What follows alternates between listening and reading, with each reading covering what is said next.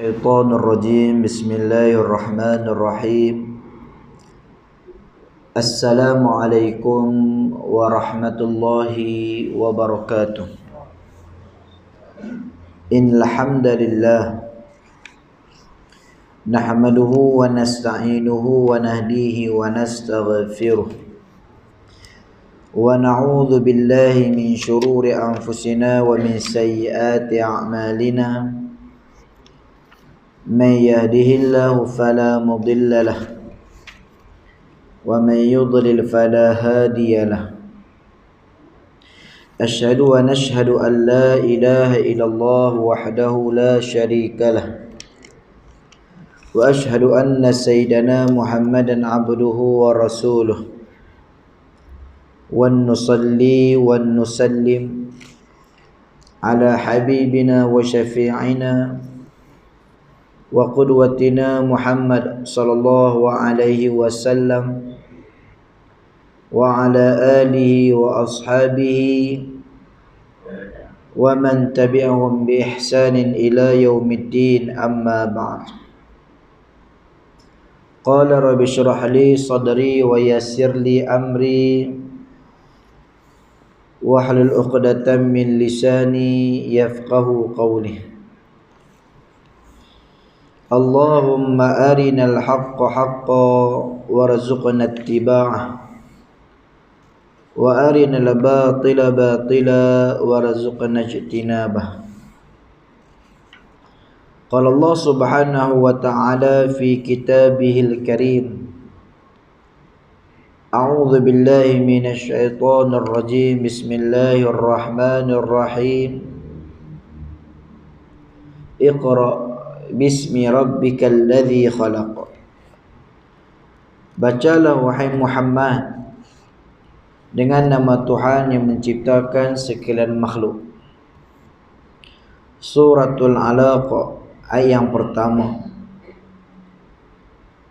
Wa qala an-nabiy sallallahu alaihi wasallam man yuridillahu bihi khairan yufaqihu fid din.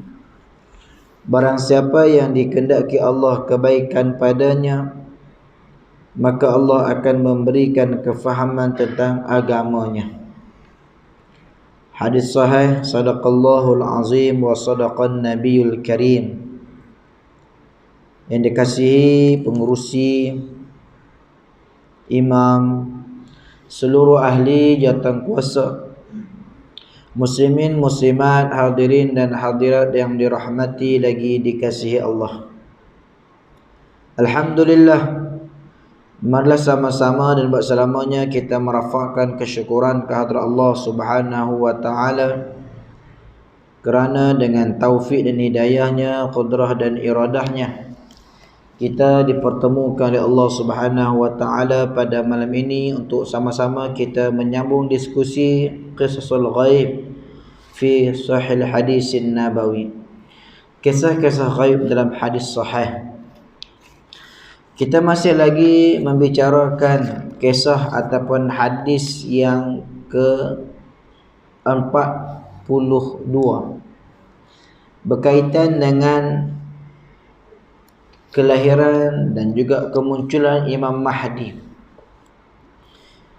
Kita sudah pun membincangkan dengan panjang lebar dan pada malam ini sudah masuk pada siri kuliah yang ketiga. Yang kita membincangkan tentang hadis-hadis yang berkaitan dengan Imam Mahdi. Pada malam ini kita akan menyambung pada pengajaran faedah serta hukum-hukum yang diambil daripada hadis ini yang seterusnya.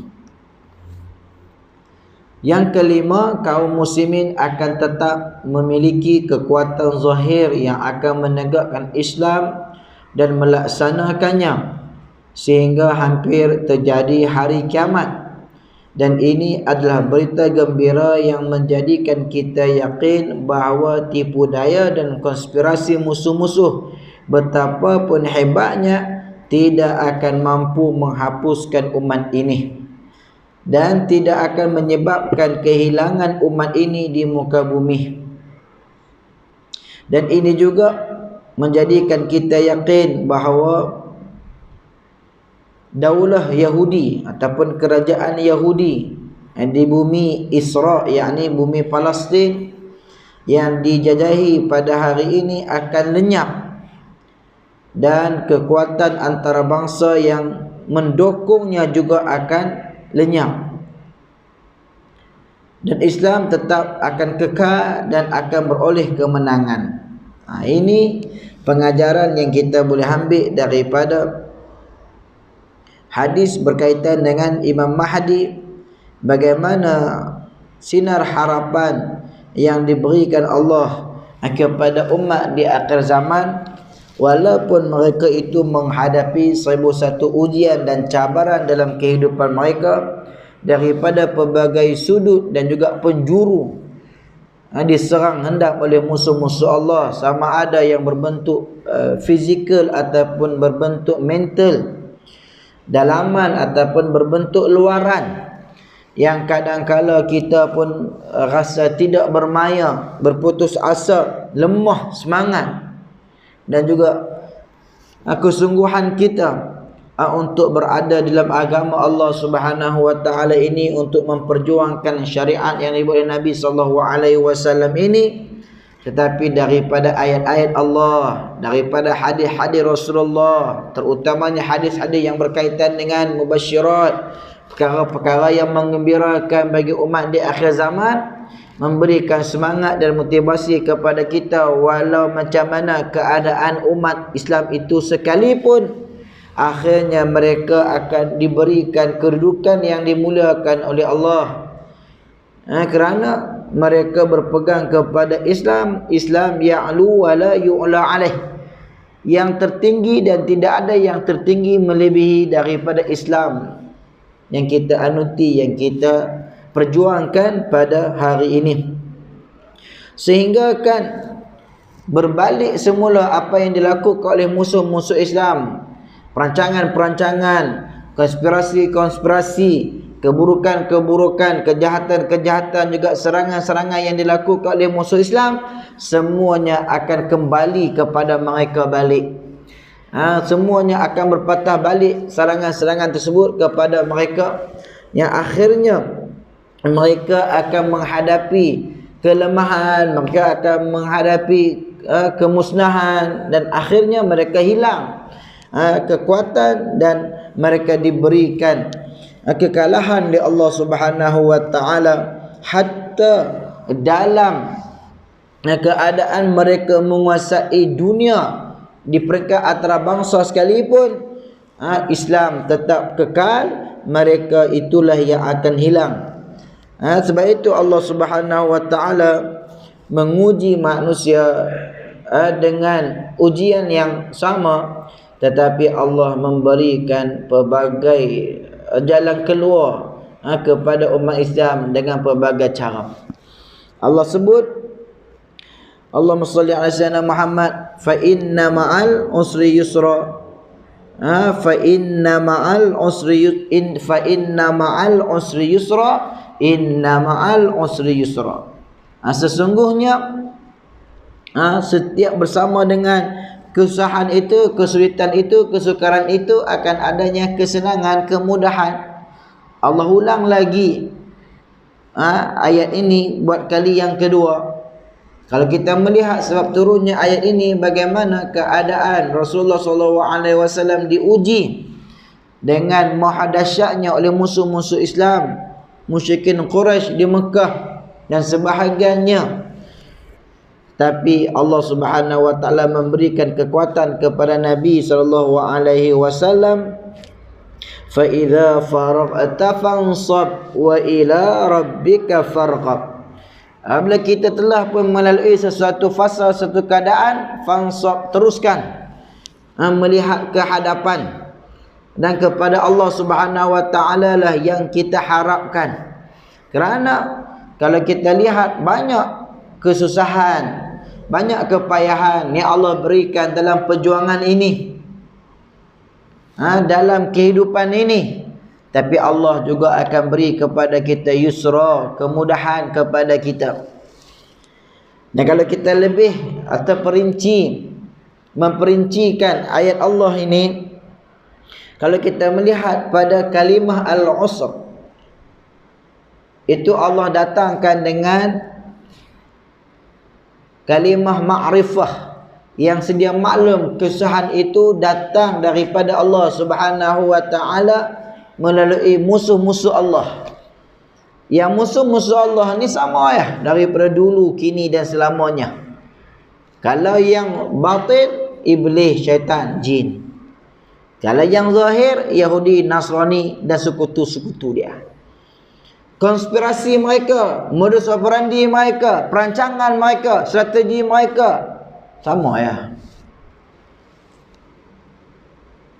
Begitulah daripada dulu sampai sekarang.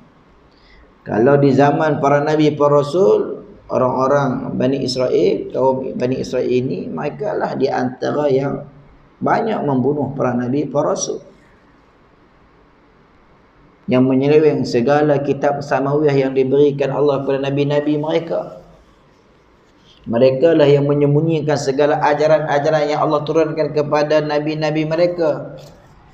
Pada datangnya Nabi SAW, mereka pun sama membuat strategi yang sama. Nak juga membunuh Nabi SAW, memberikan fitnah dan sebagainya. Sehinggalah kita pada hari ini tengok tokoh-tokoh besar umat Islam, mereka tidak boleh berhadapan, maka akan bunuh. Syekh Ahmad Yasin, Syekh Abdul Aziz Rantisi, dan puluhan lagi tokoh-tokoh umat Islam yang dibunuh oleh mereka. Sama ada di penjara, dibuang di daerah, diletup, dibunuh dan sebagainya. Sama. Sebab itu Allah menyebut al-usra, kesusahan itu sama ya. Kejahatan itu, keburukan itu. Ya, yusra, tapi Allah datangkan kalimah yusra, kalimah senang itu dengan Allahumma salli nakirah, maknanya pelbagai kemudahan yang Allah Ta'ala bagi kepada kita untuk kita berhadapan dengan kesusahan yang Allah Ta'ala bagi. Sehingga kan orang tidak boleh memikirkan macam mana dalam keadaan kita berhadapan dengan pelbagai keadaan, pelbagai situasi, akhirnya Allah Subhanahu wa taala memberikan kemenangan kepada kita. Kan? Boleh je kita memerintah, boleh je kita masuk pilihan raya. Yang ni berlaku pula pilihan raya dah PRN. 5 penjuru, 4 penjuru, 3 penjuru, tak ada dah 2 penjuru. Allah maksudnya kita tak boleh nak mikir dengan keadaan politik pada hari ini.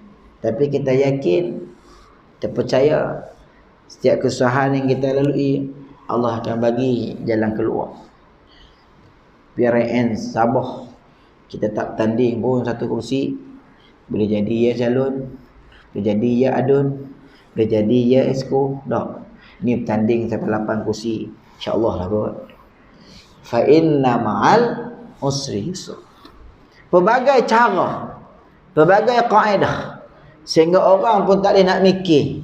Yang sepatutnya nak jadi esko boleh kena masuk pilihan raya, menang bertanding baru boleh nanti. Tak perlu masuk benda itu. Kalau Allah nak bagi, Allah bagi. Ni pun sama juga. Yang penting kita kena berusaha, kita kena buat. Ni Allah Ta'ala bagi berita gembira, bagi kegembiraan kepada mereka yang beriman, yang diuji dan terus diuji oleh Allah Subhanahu wa taala dalam kehidupan mereka. Yang keenam, dalam hadis Imam Mahdi ini menunjukkan bahawa zuriat Ahlul Bait adalah umum, secara umum. Dan zuriat Rasulullah SAW dari keturunan Fatimah secara khusus berkekalan hingga hari kiamat, maka ia akan wujud pada setiap zaman. Maknanya secara umumnya kita adalah Ahlul Bait Rasulullah SAW. Secara khususnya melalui zuriat Sayyidatina Fatimah Az-Zahrah bersama dengan Sayyidina Ali bin Abi Talib radhiyallahu an.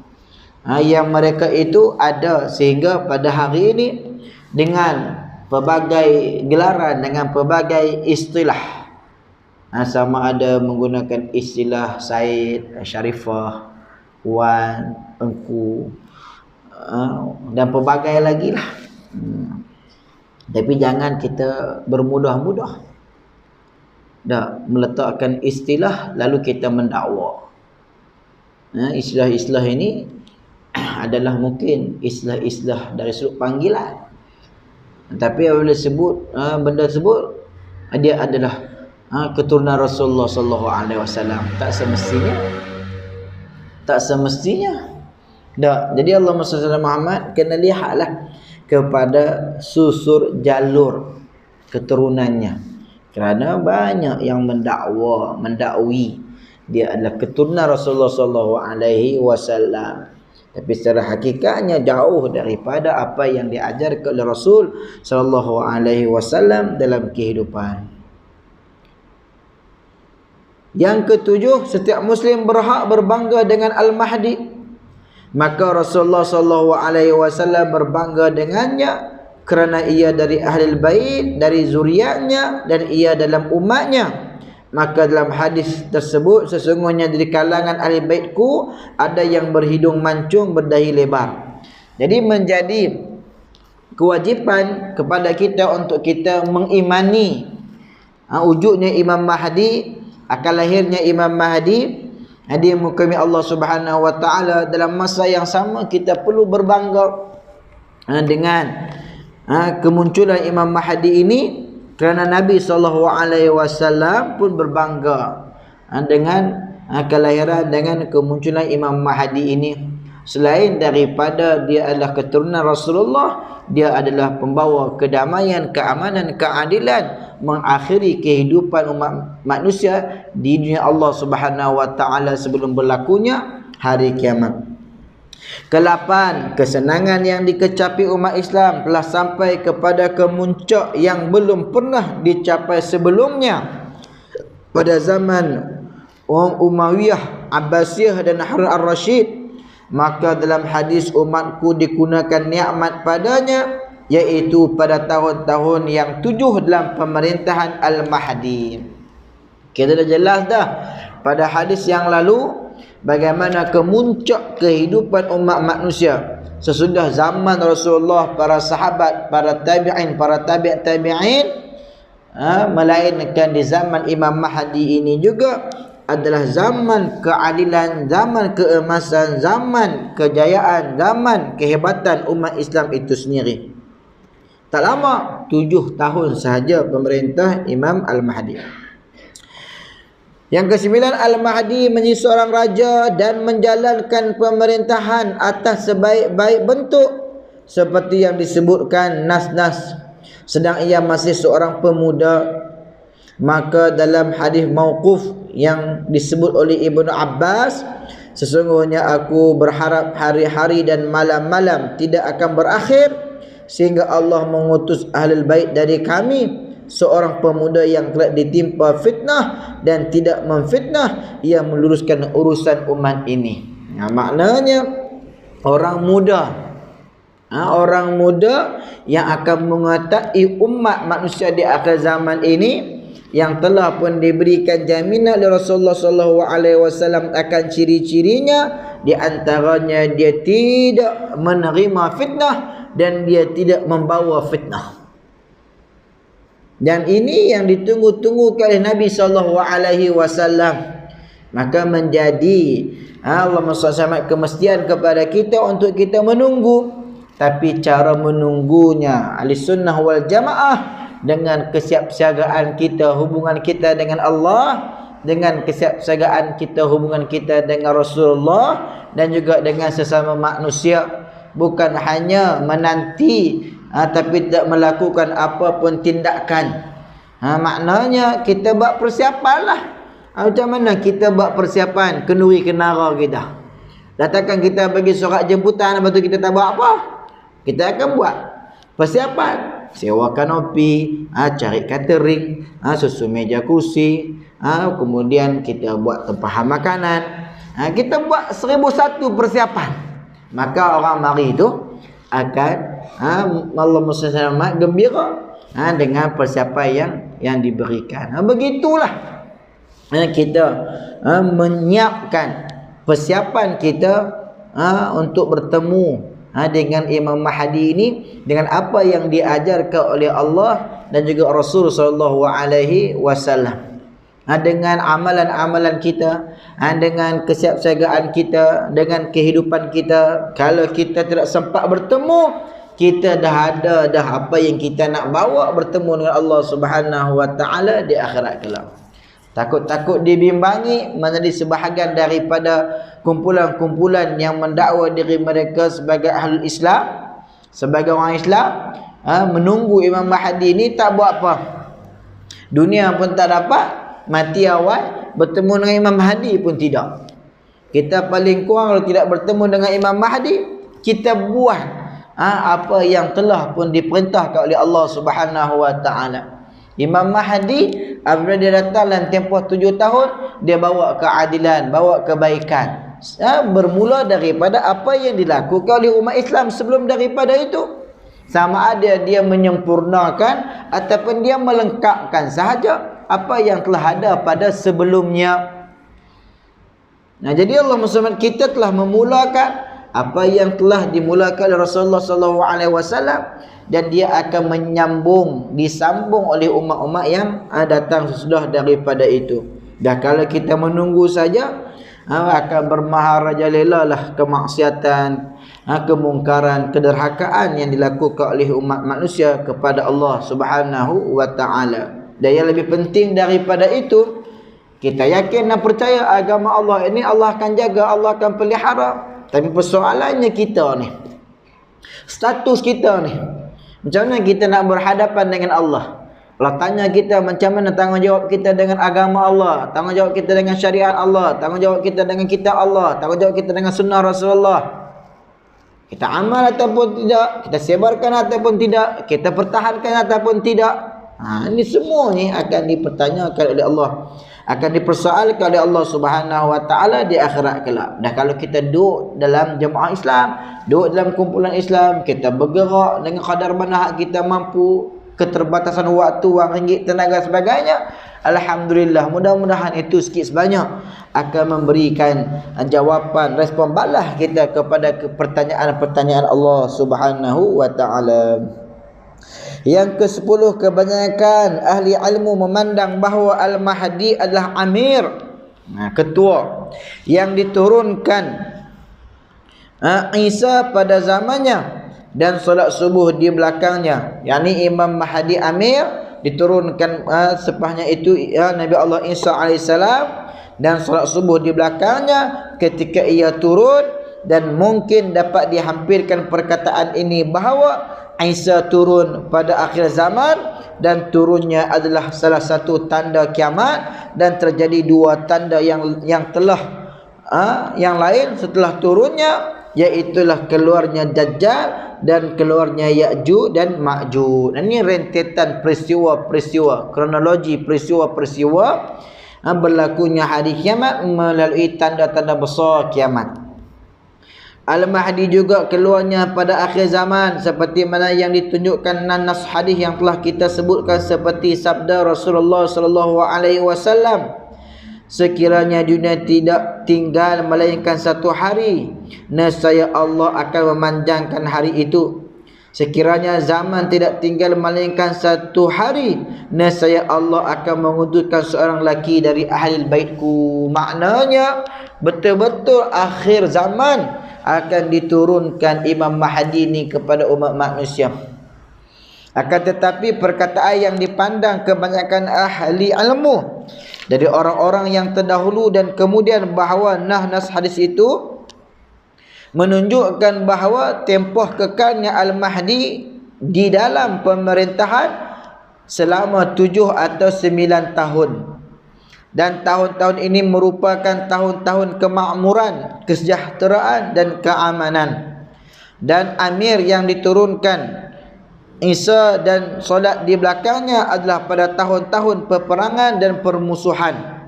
Amir bala tentera kaum muslimin pada tahun-tahun tersebut hampir-hampir tidak menikmati sesuatu dari kerehatan. Maka sepanjang tahun-tahun tersebut, yang tidak kurang dari 7 atau 9 tahun, mengalami peperangan yang dahsyat. Dia mula nak masuk kepada peristiwa yang seterusnya, dengan berlakunya Malhamatul Kubra, peperangan yang dahsyat. Dah. 7 tahun yang pertama itu seluruh umat manusia merasai kenikmatan, kemakmuran, kesejahteraan hasil daripada pemerintahan Al-Mahdi bersama dengan Nabi Allah Isa alaihissalam.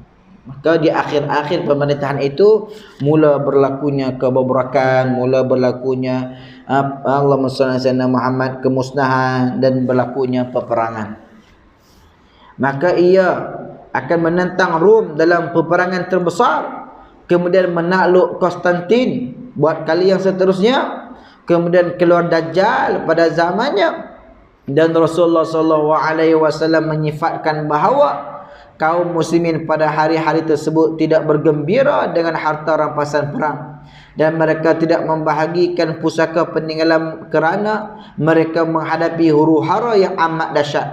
Maka bagaimana dikatakan bahawa Amir itu ialah Al-Mahdi, yang mana pemerintahannya selama 7 tahun kaum muslimin digunakan nikmat yang tidak pernah digunakan nikmat seumpamanya. Ya, di sana ada kemungkinan ia adalah Al-Mahdi jika Amir itu kekal menjadi Amir pada zaman Isa dan dibaiat menjadi khalifah setelah urusan itu dipegang oleh Isa di bumi.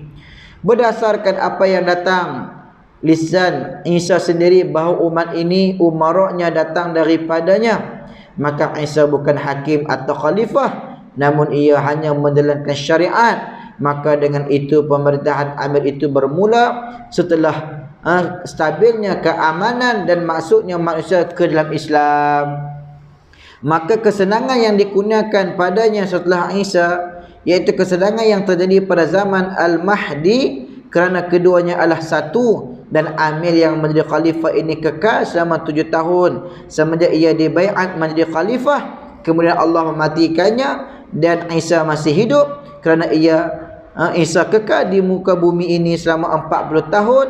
Dan kita jelaskan atas bentuk ini tidak jauh dan pemahaman nas-nas membantu ke atasnya, dan hanya Allah Subhanahu wa taala yang mengetahui sebenarnya. Jadi di sini ada Allah Subhanahu pandang sisi daripada sebahagian ulama yang menyatakan sama ada peperangan itu berlaku sebelum ataupun peperangan itu berlaku sesudah kedatangan Imam Mahdi. Peperangan yang besar, di antara tentera Rom, di antara tentera-tentera Dajjal dan sebagainya. Maka ada yang menyatakan sebelum daripada itu, ada yang menyatakan sesudah daripada itu. Ala kulli halnya yang paling penting berdasarkan hadis-hadis Rasulullah SAW, Al-Mahdi itu diturunkan, pemerintahannya sekitar 7 ke 9 tahun. Pada waktu itu kemuncak keadilan kesejahteraan yang Allah berikan kepada umat Islam. Wallahu Subhanahu wa taala alam. Selesai sudah perbincangan yang panjang pada hadis ataupun kisah yang ke-42 ini berkaitan dengan Imam Mahdi. InsyaAllah kita akan masuk sedikit pada malam ini muqaddimah kisah yang ke-43, kerana dalam kisah ke-43 ini juga dinakalkan oleh pengarang kitab kita ini beberapa hadis yang berkaitan dengan tajuk yang bakal dibincangkan. Tajuk yang dibincangkan pada kisah yang ke-43 ini ataupun hadis yang ke-43 ini adalah kisah Al-Malhamah dan penaklukan Konstantin. Pendahuluan Rasulullah SAW menceritakan kepada kita tentang sebuah peperangan yang dinamakan dengan Al-Malhamah, yang terjadi pada akhir zaman ketika hampir muncul tanda-tanda kiamat. Maka ramai dari orang-orang yang berperang dalam peperangan ini memerangi Dajjal dan bala tenteranya ke atas mereka, dan orang-orang yang bergabung kepadanya dari kaum muslimin turun bersama dengan Nabi Allah Isa binti Maryam. Peperangan ini terjadi antara kaum muslimin dengan Nasrani seperti yang dijelaskan dalam kisah ini, dan peperangan tersebut akan disusuli dengan penaklukan Konstantin oleh kaum muslimin. Baik, nanti dia akan jelaskan pada huraian dan juga penjelasan. Mungkin siri kuliah yang seterusnya, bagaimana nak faham tentang hadis peperangan Malhamah ataupun penaklukan Konstantin ini. Kerana ada pendapat-pendapat di kalangan ulama menyatakan dia adalah peperangan dunia yang pertama, peperangan dunia yang kedua, dan ada yang menyatakan akan berlaku peperangan dunia yang ketiga, Armageddon, dinamakan juga sebagai peperangan yang besar yang berlaku. Pun disebutkan juga begitu. Ada yang menyatakan penaklukan Konstantin ini di zaman Sultan Muhammad Al-Fatih. Sultan Muhammad Al-Fatih. Adakah penaklukan Konstantin kali yang kedua pula? Jadi ini dia akan bahaskan pada penjelasan, pada penghuraian hadis ini. Adakah penaklukan Konstantin ini ataupun peperangan yang besar ini telah pun berlaku ataupun bakal berlaku? Sebab dari satu sudut dia telah pun berlaku, tapi dari satu sudut yang lain dia masih belum berlaku dan akan berlaku. Ini semua akan dibincangkan oleh para ulama hadis. Kenapa dia berbeza? Kerana konteks pemahaman tentang hadis-hadis al-fitan ataupun hadis-hadis akhir zaman ini terlalu luas. Kerana benda yang tidak berlaku dan benda yang belum terjadi. Jadi di sana banyaklah Allahumma shalli ala sayyidina Muhammad, ta'rifan, tafsiran di kalangan ulama, penjelasan di kalangan ulama dan sebagainya. Nas hadis an Abi Hurairah anna Rasulullah sallallahu alaihi wasallam qala la taqumu as-sa'ah hatta yanzila ar-rumu bil a'maq aw bidabiqin فيخرج إليهم جيش من البنينة من خيار أهل الأرض يومئذ فإذا تصافوا قالت الروم خلوا بيننا وبين الذي سبوا منا نقاتلهم فيقول المسلمون لا والله لا نخلي بينكم وبين إخواننا فيقاتلونهم فينهزموا ثلث لا يتوب الله عليهم أبدا ويقتل ثلثهم أفضل الشهداء عند الله ويفتتح الثلث لا يفتنون أبدا فيفتتحون قسطنطينية فبينما هم يقتسمون الغنائم قد علقوا سيوفهم بالزيتون إذ صاح فيهم الشيطان إن المسيح قد قلفكم في أهليكم فيخرجون وذلك باطل فإذا جاء الشام خرج فبينما هم يعدون للقتال يسوون الصفوف إذ أقيمت الصلاة فينزل عيسى بن مريم عليه السلام فأمهم فإذا رآه عدو الله ذاب كما يذوب الملح في الماء فلو تركه لن ذاب حتى يهلك ولكن يقتله الله بيده فيريهم دمه في حربته. Artinya dari Abu Hurairah bahawa Rasulullah sallallahu alaihi wasallam bersabda, tidak terjadi hari kiamat sehingga Rom ke A'maq ataupun Dabiq. Ini kita akan jelaskan nama tempat ni di mana, A'maq dan juga Dabiq. Lalu keluar kepada mereka bala tentera dari Madinah, dari ahli bumi yang paling baik ketika itu.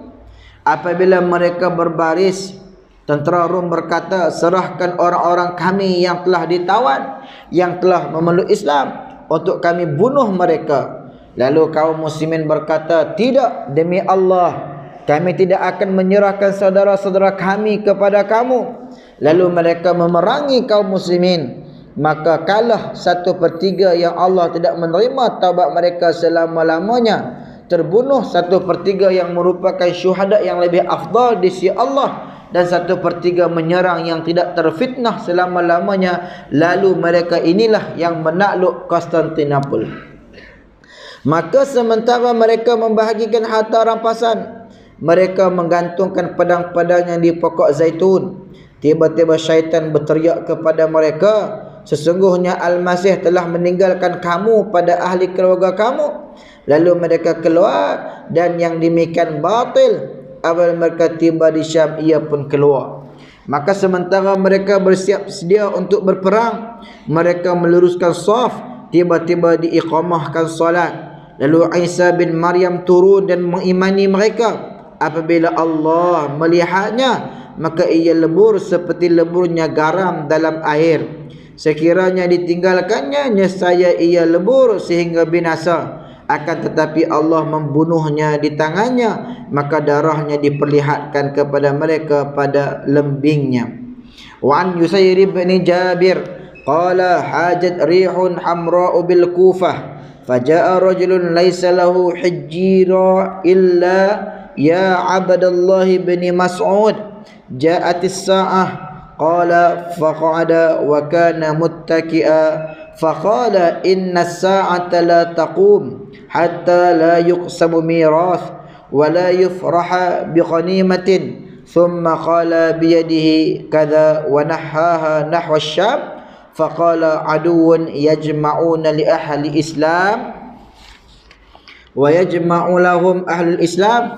Qultu ar-Ruma ta'ni qala na'am wa takunu 'inda dhakumul qital raddatun shadidatun fayashtaritul muslimuna syurtatan lil mauti la tarji'u illa ghalibah fayaqtatiluna hatta yahjuza bainahumul lail fayafi'u haula'i wa haula'i kullun ghairu ghalibin wa tafna syurtah thumma yashtaritul muslimuna syurtatan lil maut la tarji'u illa ghalibatan fayaqtatilun hatta yahjuza bainahumul lail fafi'u haula'i wa haula'i kullun ghairu ghalibin wa tafna syurtah thumma yastaritul muslimuna syurtatan lil maut la tarji'u illa ghalibah fayaqtatiluna hatta yumsu fafi haula'i wa haula'i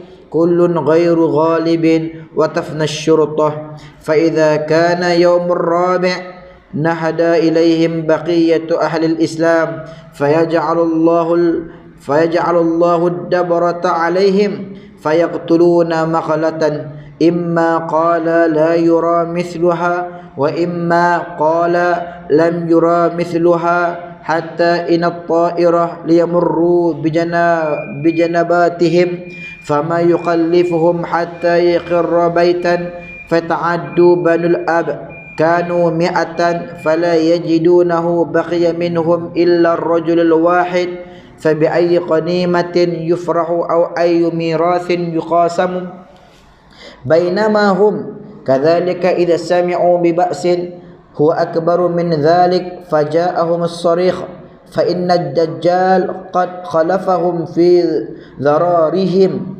fayarfuduna ma fi aydihim wa yuqbilun fayab'athuna 'ashara fawarisa tali'ah. Qala Rasulullah sallallahu alaihi wasallam inni la'arifu asma'ahum wa asma'a abaihim wa alwan khuyulihim summa khairu fawarisa ala zuhril ard yawma id aw min khairi fawarisa ala zuhril ard yawma id. Dari Yusayr bin Jabir berkata, angin merah bertiup di Kufah. Lalu datang seorang laki yang tidak ada perkataan yang diulang-ulang kecuali wahai Abdullah bin Mas'ud, telah datang kiamat, katanya.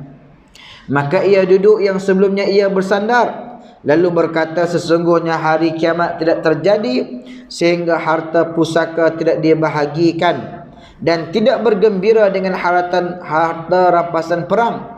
Kemudian ia memberi isyarat dengan tangannya ke arah Syam, lalu berkata, musuh berkumpul untuk menyerang ahli Islam dan ahli Islam berkumpul untuk menyerang mereka.